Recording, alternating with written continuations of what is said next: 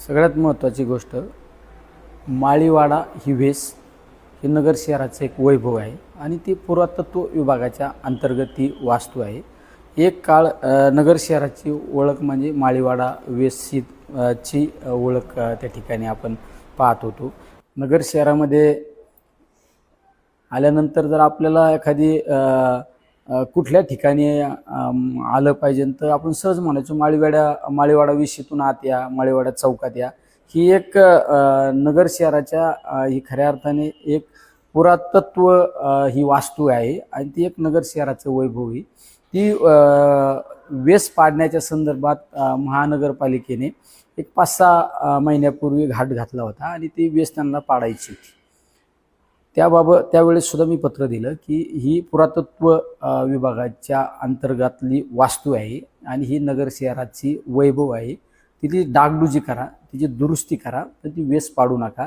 त्याबाबत अनेक सामाजिक संघटनांनी सुद्धा त्या ठिकाणी आवाज उठवला आणि तो महानगरपालिकेने केलेला ठरावसुद्धा कॅन्सल झाला.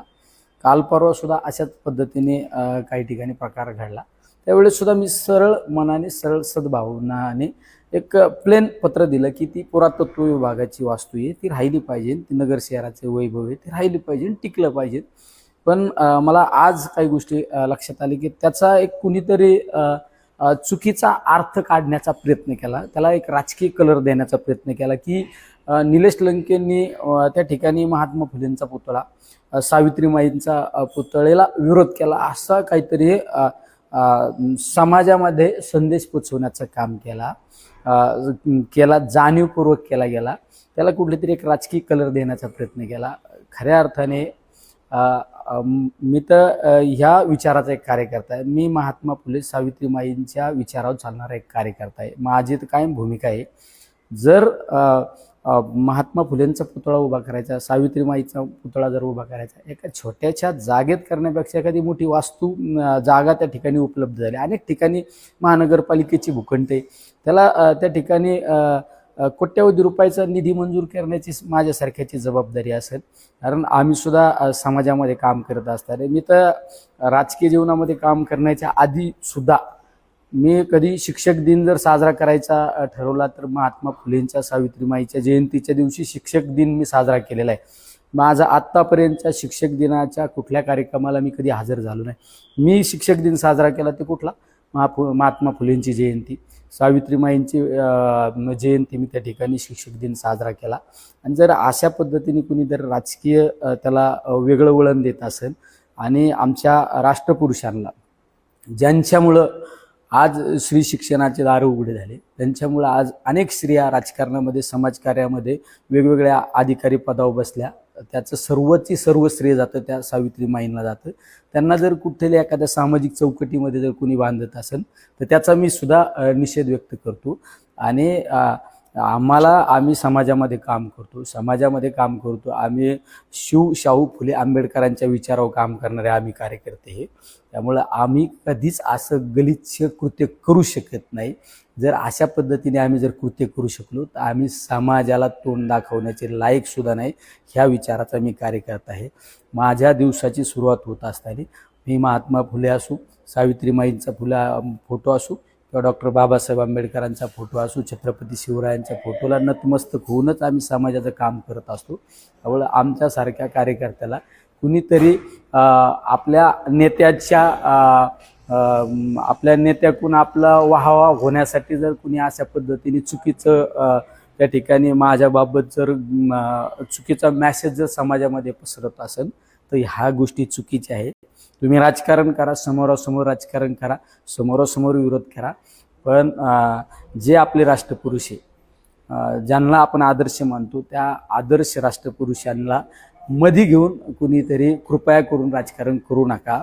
शेवट आपण शाहू फुले आंबेडकरांच्या विचारावर चालणारे आपण सर्व कार्यकर्ते आहोत. आज महात्मा फुले, मी तर ह्या विचाराचा कार्यकर्ता आहे. मी ज्यावेळेस खासदार झाल्यानंतर या ठिकाणी सावित्रीमाईंनी शिक्षण घेतलेलं आहे.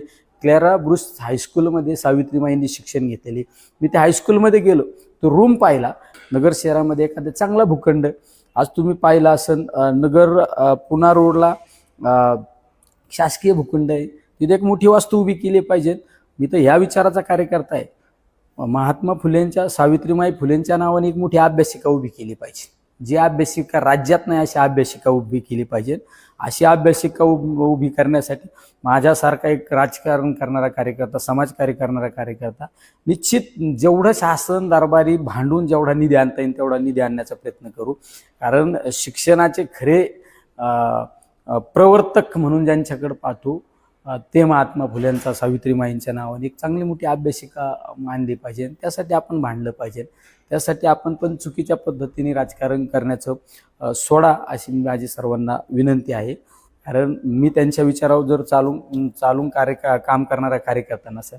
सावित्रीमाईंनी प्लेगसारख्या साथीमध्ये काम केलं, अनेकांना त्यावेळेस जीवनदान दिलं.